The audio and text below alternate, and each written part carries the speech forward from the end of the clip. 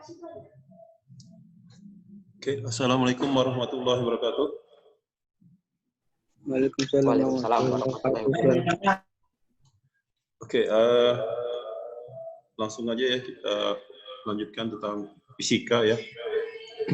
Tadi udah belajar sejarah. Sebentar ya.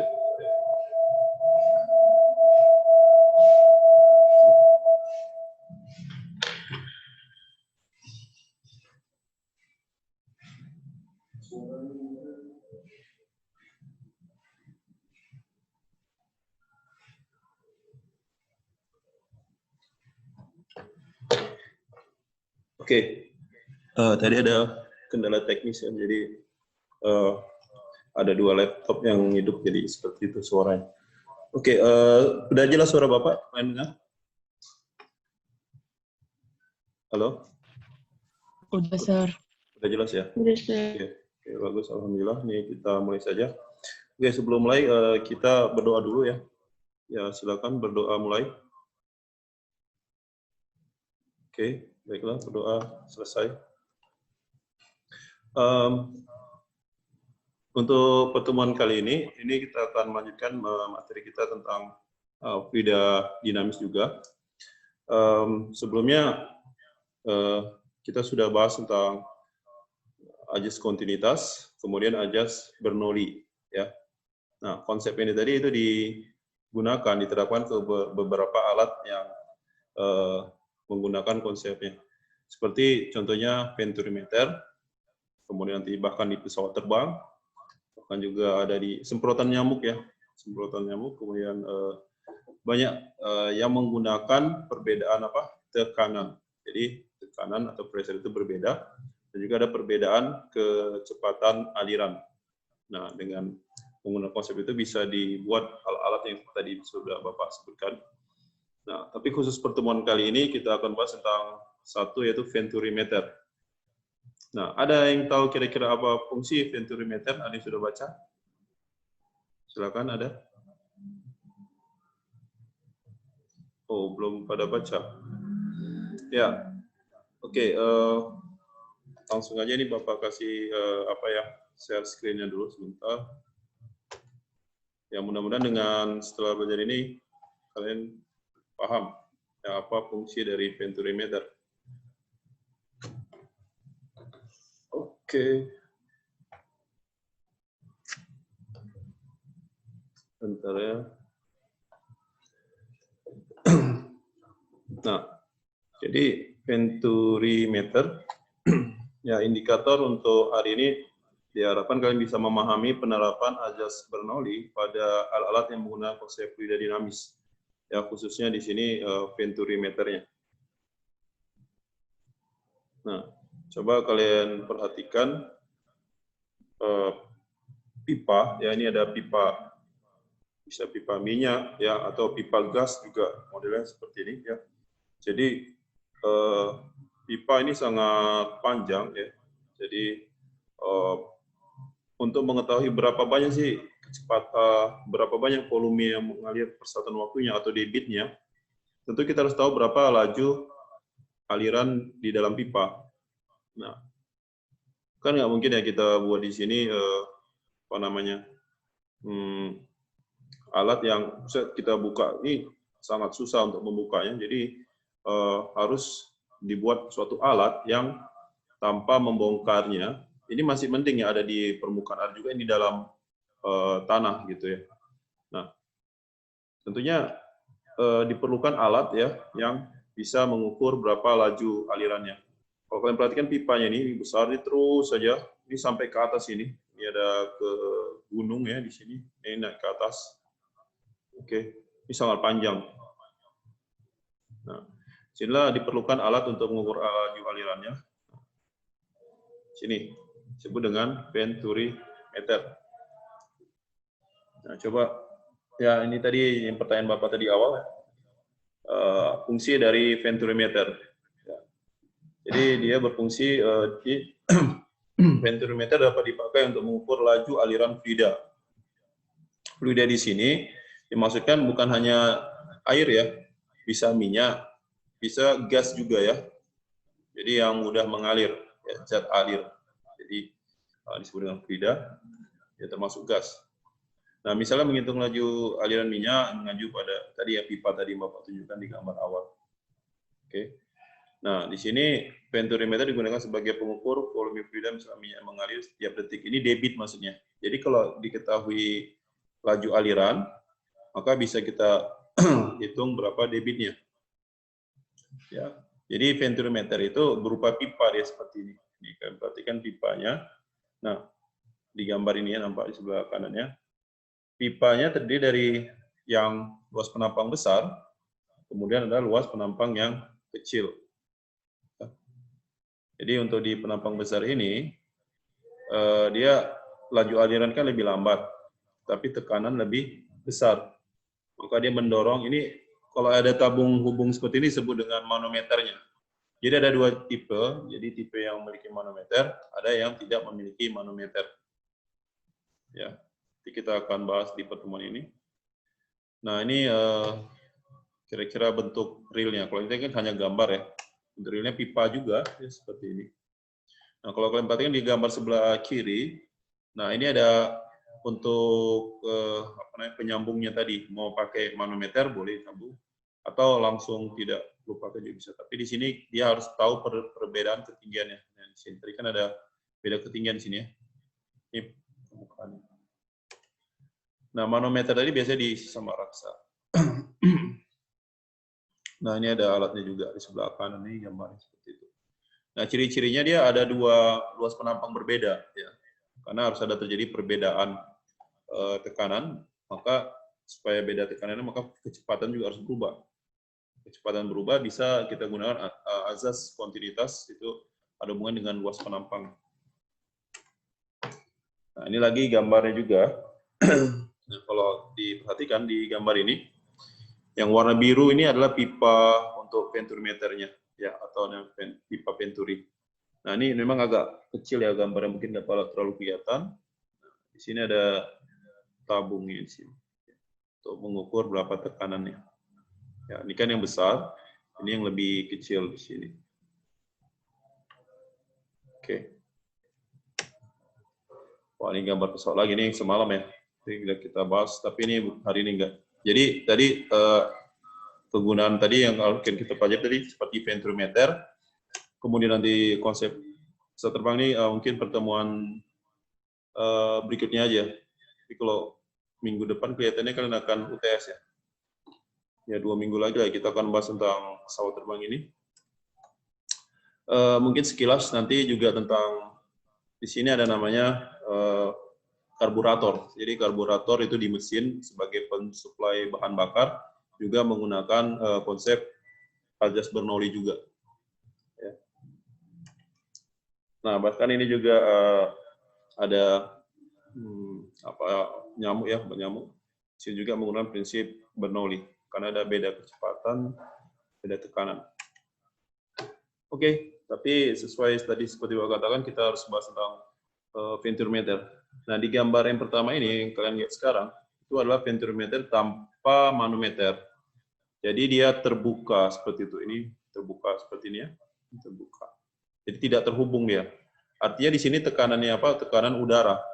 Ya, P0 itu sekitar 1 atm ya, 1 kali 10 pangkat 5 ya, atau itu pendekatannya. Nah, tadi seperti Pak katakan ciri-cirinya dia ada yang besar, ya ini penampang besarnya A1, penampang kecilnya A2. Nah, memang di A1 dia lebih lambat ya kecepatannya, di 2 lebih cepat, tapi kecepatannya kecil, tekanan besar, maka di sini lebih tinggi dia permukaannya. Di sini permukaan lebih rendah. Nah, ada perbedaan permukaannya itu H-nya di sini. Nah, kalau secara matematis di rumusnya bisa kalian lihat bahwa V-nya itu adalah akar 2GH per A1 per A2 dikuadratkan kurang 1. Ya, ini dari, nanti kita bisa turunkan juga, coba turunkan kalau mau kita turunkan. Itu rumus dari materi kita yang sebelumnya, ya, azas Bernoulli. Ya, tapi di sini udah disimpelkan seperti itu. Untuk laju alirannya. Nah, inilah model venturimeter dengan manometer. Nah, jadi bedanya yang tadi ini ada terhubung ya. Perhatikan sini terhubung. Nah, ini terhubung. Biasanya isi di dalam ini adalah yang tidak mudah bereaksi ya. Itu bisa logam cair. Tapi logam cair pada keadaan setara itu kan hanya sekarang ini kita kenal dengan merkuri atau raksa ya. Ya, jadi air raksa. Bukan air sebenarnya, raksa itu logam. Ya. Jadi logam cair, ini berat dia, maka di bawah sini dia. Nah, di atas ini bisa, ini alirannya bisa udara, ya, bisa juga air. Nah, ini biasanya untuk alat pipa gas, biasanya menggunakan yang seperti ini, tertutup. Ya, ya kalian kan tahu ya, kalau gas itu kan massa jenisnya ringan. Kalau kita pakai yang terbuka seperti ini, gasnya gimana? Gasnya akan keluar kan gitu. Karena dia kan ini tidak ada hubungannya, dia langsung keluar. Jadi kalau gas mengalir di sini, di pipa ini, gas, dia akan keluar. Gitu. Karena massa jenisnya sangat kecil. Gitu. Makanya digunakan yang menggunakan manometer. Nah, jadi si gas tadi tidak akan keluar nih, masih dalam sini aja. Nah ini menekan si raksa. Nah di 1 itu tekanan lebih besar. Jadi dia lebih ke bawah ini kan, menekan si raksanya. Sedangkan di 2 tekanan lebih kecil, nah, dia di sebelah atas. Nah, juga nih ada perbedaan ketekanan.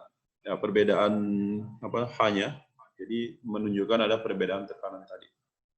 Nah, dengan data yang ada di situ yang diamati bisa dibuat venturimeternya. Ya, jadi dengan manometer. Nah, sini udah ada penurunannya. Kalian perhatikan dari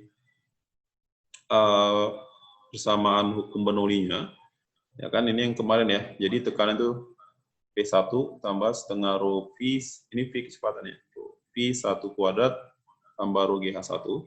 Ini sama dengan P2 tambah setengah rho V2 kuadrat tambah rho GH2. Ini proses kedua. Nah, di sini kan dikatakan dia tadi kan mendatar ya. Kalau diperhatikan gambar ini kan, ini sama ya ketinggiannya kan. H1 ini sama dengan H2. Sehingga H1 sama dengan H2. Jadi kita hilangkan ini, rho GH1 sama rho GH2-nya. Nah, tinggal ini. Nah, lalu di sini kan ada rho-nya berbeda. Di sini kita perhatikan rho-nya. Nah, ini rho-nya rho gas tadi, sedangkan rho aksen ini rho raksa, ya massa jenis raksanya. Ya, jadi kita peroleh rumusnya seperti ini. Sudah? Nah, lalu kita cek lagi dari ajas kontinuitas. Sehingga kita bisa substitusikan nanti. Ya, ini secara matematisnya, jadi penurunannya. Sehingga kita bisa peroleh bahwa V1 ya, itu adalah bisa pakai yang atas ini, ya, atau yang paling bawah ini juga bisa sama ya. Hanya bentuknya aja matematisnya beda. Ini akar 2 rho aksen kurang rho kali GH per rho dikali A1 per A2 dikuadratkan ini ya, dikurang A1. Jadi kurang 1. Ini sebenarnya sih A2 kuadrat per A2 kuadrat. Oke, itu untuk secara matematisnya. Nanti tinggal gunakan rumus ini untuk menghitung berapa kelajuan alirannya. Jadi diingat ya, dihafal itu jika menggunakan manometer. Atau yang bawah juga bisa digunakan sama. Ya. Oke, itu coba diingat itu, kalau perlu ditulis ya, yang itu yang paling bawah, 2 paling bawah itu ditulis. Karena nanti sangat berguna ketika untuk menyelesaikan permasalahannya. Karena kan di sini fungsi untuk venturimeter adalah menentukan kelajuan alirannya. Nah, menggunakan konsep rumus ini dari Bernoulli ya. Oke, kita lanjut lagi. Nah, di sini ada venturimeter dengan manometer yang sama ya dengan yang sebelumnya. Saya rasa ini kalian lihat di sini ini sama ya. Ingat, rho aksen adalah massa jenis V dalam manometer, itu biasanya tadi raksa ya, yang berat. Ini massa jenis yang mengalir di pipa. Ya. Oke. Nah, di sini ada contoh soal. Ya. Jadi kalau di sini kelihatan dia menggunakan tanpa manometer. Ya. Nah, coba melalui pipa venturi seperti di samping, itu di bawah lah maksudnya di samping, mengalir sehingga selisih kedua pembuluh sempit dipasang pada pipa adalah 5 cm. Jadi hanya itu ya, H kecil itu 5 cm. Lalu jika penampang besar dan kecil, pentimeter itu 100 cm persegi dan 10 cm persegi. Massa jenis air itu 1000. Jadi ini air yang dihitung ya. Jadi 1000 kg per meter kubik. Hitung perbedaan tekanan titik penampang. Oh, ini pakai rumusnya. Jadi kalau perbedaannya berarti rho GH ya. Karena ada perbedaan ketinggiannya itu. Jadi kalau kalian perhatikan di sini P1 kurang P2 adalah rho GH. Jadi rho-nya 1000, G10 ini beda. Tapi di sini kan 5 cm rubah ke meter ya, maka 0,05. Jadi diperoleh 500 Pascal.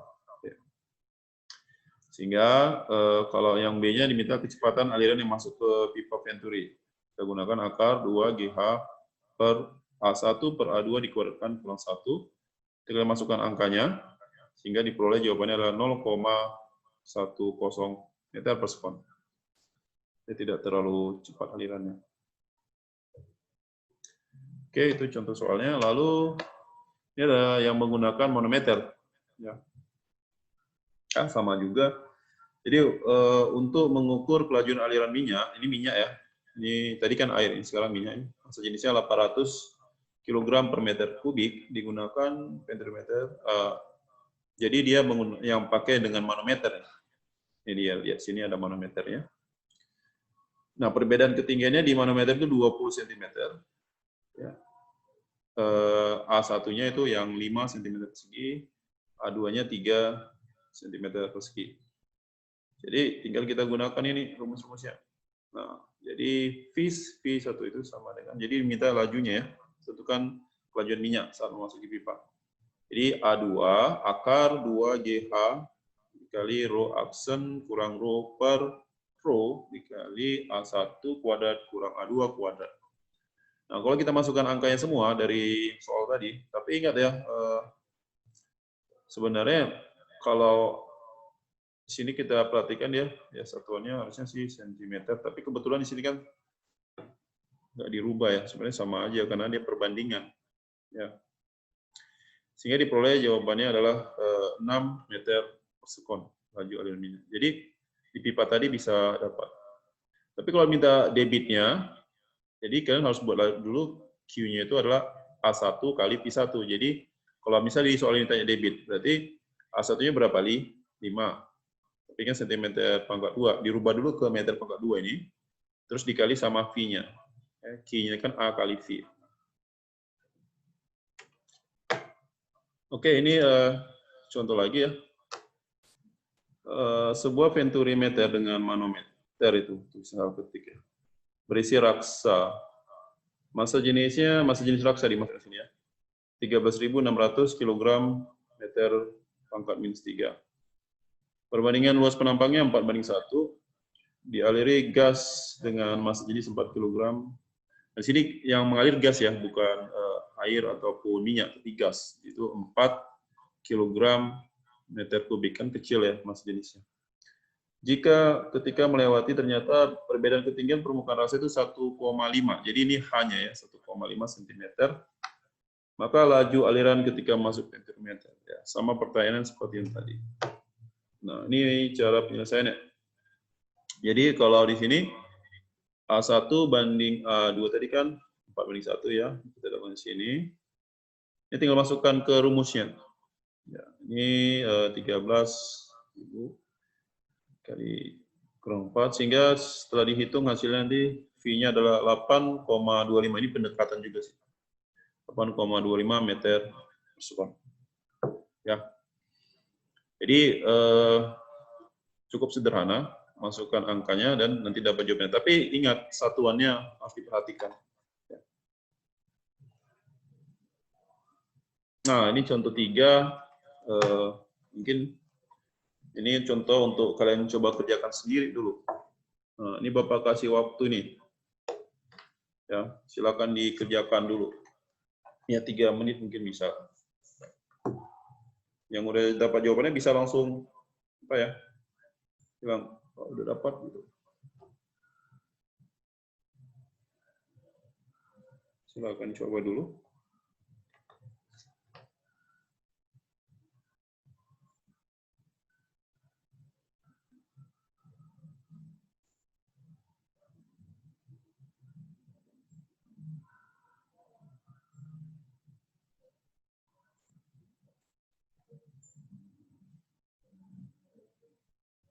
Ada yang sudah dapat?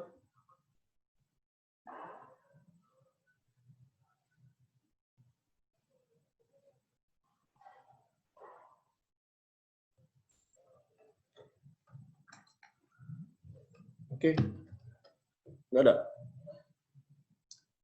Karena waktu kita terbatas, jadi kita nggak bisa lama-lama menunggu jawabannya.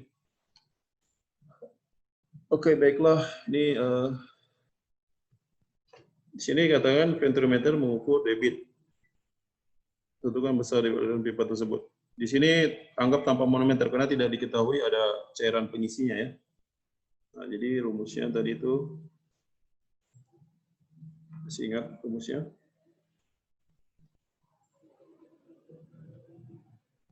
Sudah dapat? Ini coba siapa ya nih? Aulia Rahma. Dapat jawabannya?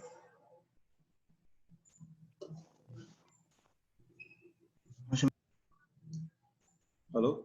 Nggak jelas suaranya. Oke, kita bahas saja lah ya.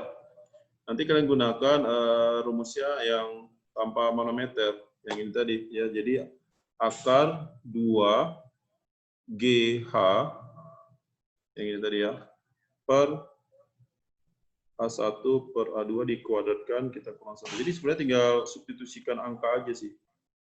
Ini Bapak pindahkan dulu lah, sebentar ya. Kita pindah dulu ke yang di sini.